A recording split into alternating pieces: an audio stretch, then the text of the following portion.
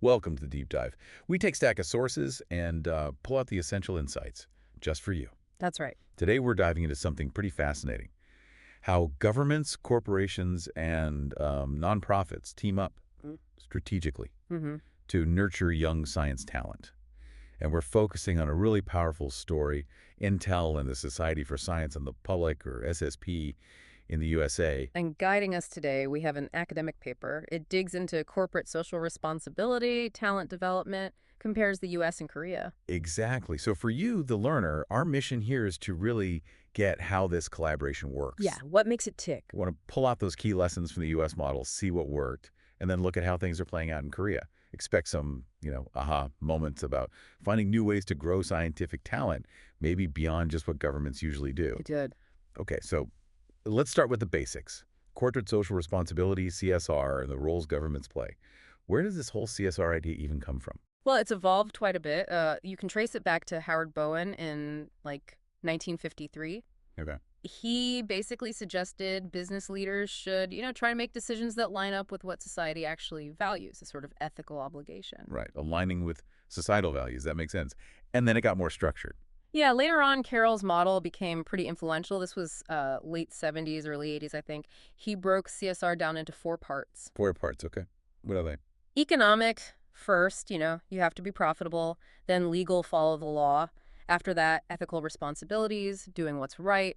And finally, philanthropic, actually contributing back to society. Economic, legal, ethical, philanthropic. Got it. Yeah. So for you, the learner, the big idea here is that businesses have layers of responsibility. It's not just profit. Ignoring the others can really backfire. Definitely. And building on that, Lenanen and Panapanan, in 2002, they talked about the difference between corporate responsibility, CR, and corporate sustainability, CS. CR versus CS. How do they differ? They argued that fulfilling those responsibilities, economic, environmental, social, the CR part is actually what leads to long-term sustainability, the CS part, sustainable growth. Ah, so CR is the how and CS is the result.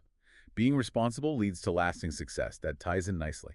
Exactly. And then Merriweek in 2003 looked at it as a journey, sort of, 5 stages of CSR development. Stages. Okay, like a company evolves in its thinking. Precisely. It starts purely compliance-driven, just doing the bare minimum legally required. Right, ticking the boxes. Then maybe profit-driven, where CSR is seen as, maybe a way to get a competitive edge. Okay, still quite self-interested at that point. Then it moves to caring, looking beyond just profit to society's well-being.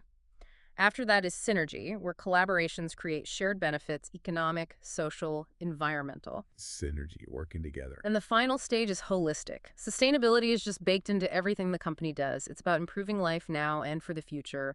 The real shift is seeing CSR not as a cost, but a strategic investment. From cost center to strategic investment. That's a huge mental shift. And wasn't there another model? Boston College. Yes, the Boston College Center for Corporate Citizenship. They have 5 stages too. Elementary, engaged, innovative, integrated, and transforming. Similar idea of progression then. What stands out about their model? Well, what's neat is they look at companies using 7 different criteria. Things like how the company understands corporate citizenship, its strategic goals for it, leadership involvement, Okay. how it's structured internally for CSR, how it deals with social issues, stakeholder relationships, and transparency. So a really comprehensive look. Yeah, and as companies move up the stages, they become more responsible, more engaged with everyone involved, from just following rules to actively shaping things for the better. Right. From just operating in society to being an active part of it. Makes sense. Okay, let's pivot a bit. Yeah. What about the government's role? It used to be just about regulation, right? Keep companies in line. That was the old view, yeah. But it's changing. Park Honchik, back in 2008, pointed out governments are moving beyond just rules. They're also coordinating, overseeing, and really importantly, facilitating CSR, helping it happen. Facilitating. Interesting. And Zadek, even earlier in 2001, talked about 3 generations of CSR. In the 3rd generation, the government is seen as a proactive leader, actually fostering these partnerships between sectors. So less watchdog, more convener, enabler. Something like that, yeah. And this ties into the relational model for CSR public policy analysis from Alboreta and colleagues in 2006. The relational model. What's that about? It really highlights the dynamic interactions, the push and pull between government, civil society that includes nonprofits and corporations. How they interact. Exactly. Through political exchanges, say between government and civil society, regulatory exchanges between government and companies, and commercial exchanges between companies and civil society. Understanding these links is key for good policy. Okay, and this model helps define different types of government CSR policies. Yes, Albareda identified 4 types. Internal government ones, policies just between government and corporations or government and civil society. And then the 4th one, which is crucial for our chat today. Let me guess. The three-way one. You got it. Government, corporate, civil society policies. That's where the really strategic stuff happens. Makes sense. And someone mapped out how to actually promote those three-way policies. Right. The European Academy of Business and Society, EABS, in 2006, they laid out 7 stages for governments promoting this kind of collaboration. 7 stages, like what? Starts basic, like just raising awareness, setting up research centers, sharing information. And it goes all the way up to promoting international cooperation, building networks and alliances. It's a step-by-step process to build that collaborative environment. Okay, great foundation. So now let's zoom in on the U.S. example. Intel and the Society for Science and the Public, SSP. How does the U.S. government encourage CSR to start with? Well, they use a few levers. Financial incentives are a big one historically. Tax benefits for charitable donations, for instance. The classic tax deduction. Exactly. Though the limits on those deductions have fluctuated, went up in 81, down a bit in 86. But the principle remains. And it's not just cash, right? Companies donating equipment, like computers to schools. Absolutely. There are often tax benefits for those in-kind donations, too, sometimes based on cost, plus part of the appreciation. It makes donating things attractive. Good incentive. What else? Well, there's the Community Reinvestment Act, the CRA. Started in 77, updated a few times. It pushes banks and financial institutions to invest in lower-income communities. So directing investment, is that strictly CSR? Maybe not in the purest sense, but it aligns with the broader idea of businesses having community responsibilities, and the government also supports nonprofits directly. How does that help corporate giving? By strengthening those nonprofits, it creates better channels, more effective partners for corporations wanting to make social contributions. Okay, makes sense. Infrastructure support. And don't forget recognition. Awards like the Ron Brown Award for Corporate Leadership or the Secretary of State's Award for Corporate Excellence. Ah, the power of public praise. Exactly. It boosts a company's image, encourages positive behavior, it signals what the government values. Right, so incentives, community investment, support for nonprofits, and recognition. A multi-pronged approach. Now, what about the U.S. corporations themselves? How have they approached CSR? Sounds like it's become more central to their thinking. Very much so. There's been a real shift towards thinking of it as social investment, a term Stump used in '99. It's about building trust, not just charity. It's still investment. Okay, and that leads to strategic philanthropy. Companies focus their giving in areas linked to their core business. Like Intel focusing on STEM education. Exactly. It makes sense for them. It helps society, but also potentially strengthens their future talent pool. It's strategic. And how companies do their giving has changed, too. Less informal. Yeah, much more professionalized. You see dedicated CSR departments, clear procedures, management oversight. It's not just ad hoc anymore. How do they typically channel the money? 3 main ways, usually. Direct giving from an internal department, setting up their own corporate foundation, the big names like Ford, Carnegie, Rockefeller, but also newer ones like Microsoft, GE, Exxon. Right. A big foundation. Or more general giving through organizations like United Way, which distributes funds widely. Okay. Direct, foundation, or through intermediaries. And networking seems important, too. Companies talking to each other. Executives on nonprofit boards. Absolutely. That sharing of best practices, executives volunteering their time and expertise on boards, it strengthens the whole system, builds understanding. Creates a sort of ecosystem. Okay, let's get to the heart of it. That Intel SSP collaboration. Education seems like a big focus for U.S. corporate giving generally. Definitely. The conference board noted that way back in '84. A big chunk of giving, cash, and in-kind went to education. And initiatives like Obama's Educate to Innovate kept that focus going. And Intel's commitment to science and math is significant. Hugely significant and long-term. They see a direct line.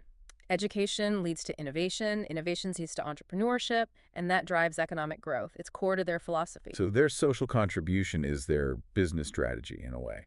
You could definitely argue that.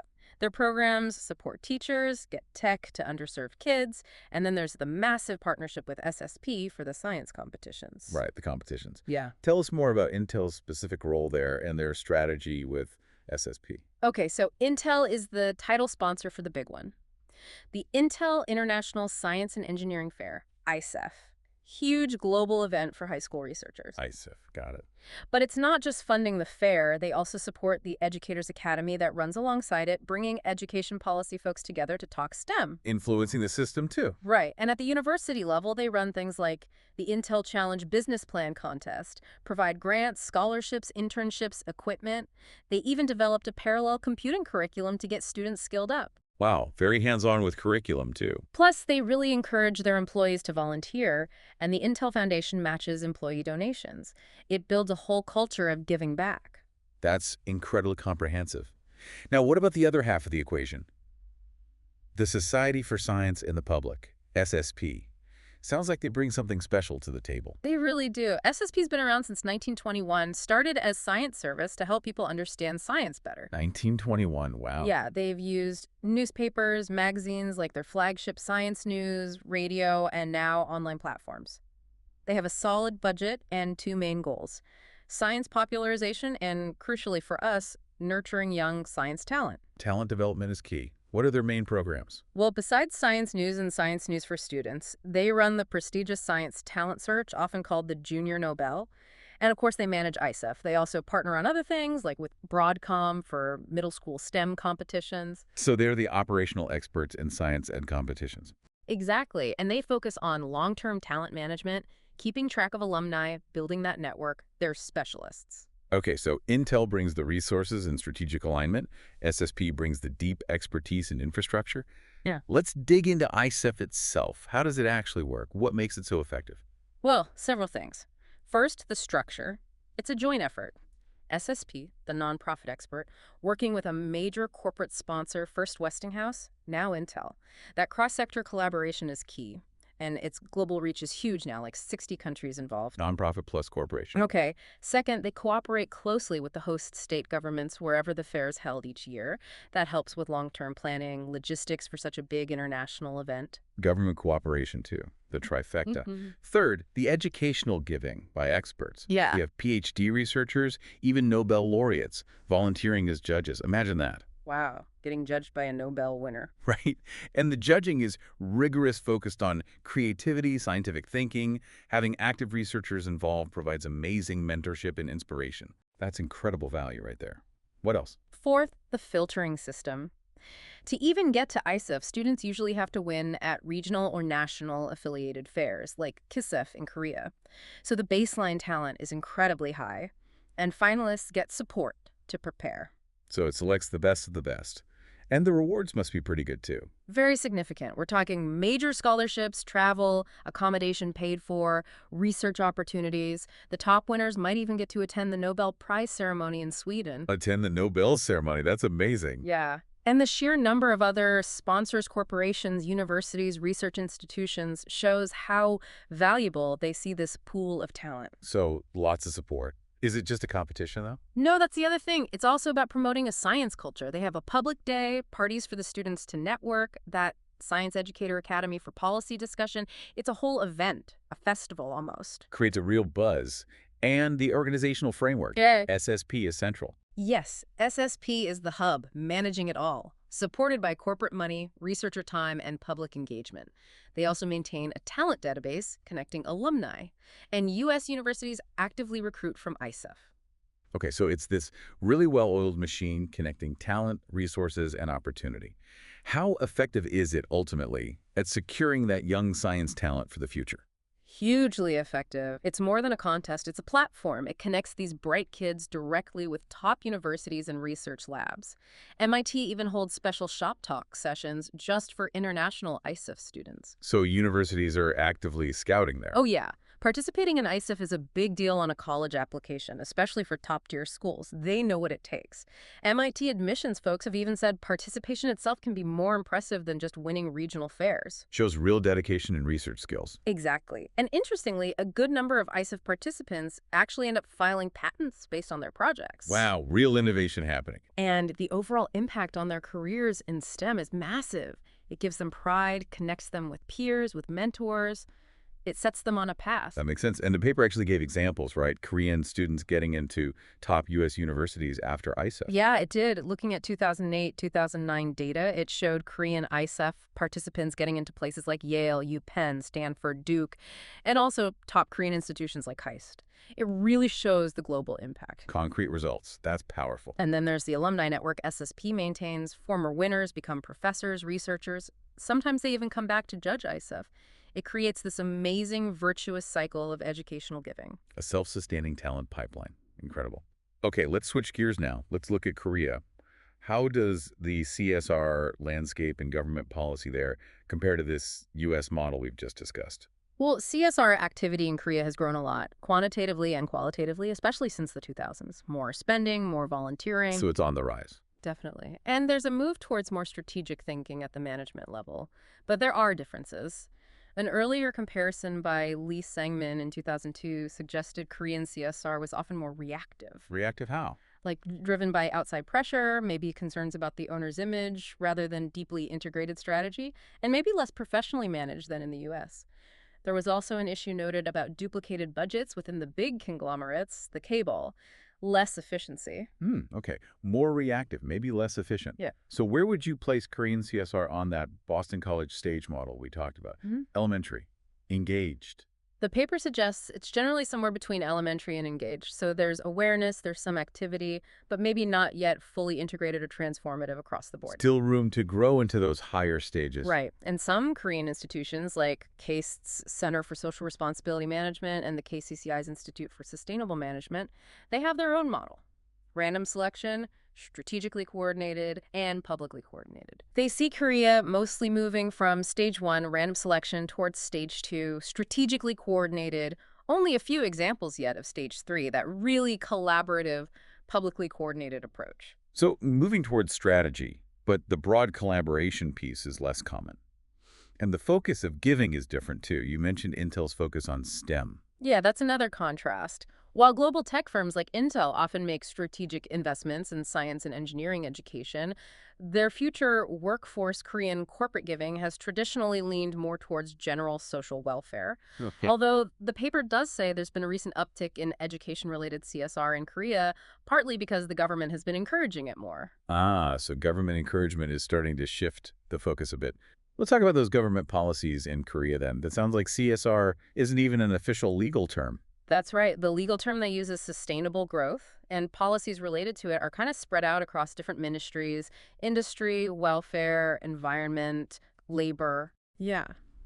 The Ministry of Education has stepped up efforts recently to promote education donation, but there isn't really one single coordinated government-wide strategy for CSR promotion. So no central coordinating body like we might see elsewhere. Not really, no. The paper points to a lack of a central body for coordination, control, monitoring, and maybe less capacity for dedicated research and program development in this specific area. Are there any relevant laws or initiatives? Oh, sure. There's the Industrial Development Act, which mentions sustainable management, the Social Enterprise Promotion Act. The Ministry of Environment pushes environmental CSR. And there's an SR standardization forum, but that seems more private sector-led, responding to things like the ISO 26000 standard, though government participates. Okay, so pieces exist, but maybe not a fully joined-up government strategy compared to the U.S. incentives and recognition programs. Now let's narrow in on education donation in Korea. What's happening there specifically? Well, as I mentioned, the Ministry of Education is actively promoting it. They hold conferences, run campaigns. They define education donation pretty broadly, giving time, resources, expertise, money, whatever, by companies or others to support education nonprofit. Why the push now? There's growing demand in Korea for more equal access to quality education, more creative, hands-on learning, weekend experiential programs, things that schools alone maybe can't provide. And there's a sense that industry needs to be involved to make education relevant for the modern workforce. Makes sense. Industry knows what skills are needed. Are there good examples of companies doing this? Yeah, the paper mentions a few, like KAI, the aerospace company, runs an aviation camp. The CJ Sharing Foundation has a donors camp. LG has its science hall. So there are definitely companies stepping up with initiative. That's positive. But I sense a but coming. the paper argues there's still a lack of those really strong, long-term strategic partnerships between corporations and specialized nonprofits focused on talent development, like the Intel SSP model. Ah, the missing SSP equivalent. Kind of. Scholarships are common in Korea, sure, but they don't always drive innovation or offer that sustained engagement like ISEF does. And there seems to be less leveraging of global corporate networks to attract international talent and fewer deep, long-term partnerships with expert nonprofits. That seems like a critical gap based on the U.S. example. So bringing it all together, what are the big implications here for Korea? What could they do differently regarding CSR and policies for education and talent development? Well, several things emerge from the analysis. First, there's a need for maybe national research centers or government bodies focused on just raising awareness and providing good information about CSR. Korean companies themselves reported lacking expertise, people, info.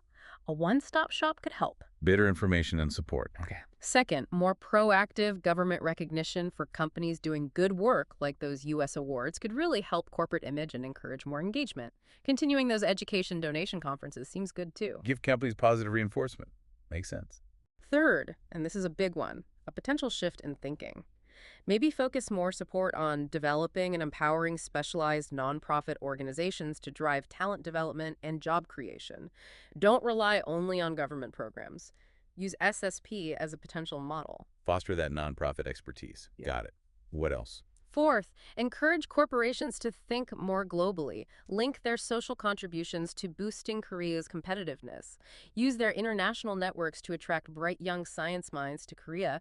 Maybe even invest in education in developing countries as a strategic move. Use CSR for global talent attraction. Interesting angle. Fifth, really push for long-term education donation plans built on collaboration, local governments, nonprofits, companies all working together strategically. Focus on global talent, social innovation, building up civil society. Long-term, collaborative, strategic. That seems to be the theme. What about tax incentives? That's mentioned as a possibility, but the paper cautions it needs careful thought regarding national finances, and it notes challenges for smaller companies trying to set up their own foundations. So incentives could be part of the mix, but need careful design. Right, not a simple fix. These are really valuable points, though. It seems Korea has a real opportunity to learn from the U.S. model and build a more strategic, collaborative system for nurturing science talent through CSR. Okay, let's wrap this up. What are the main takeaways for everyone listening today?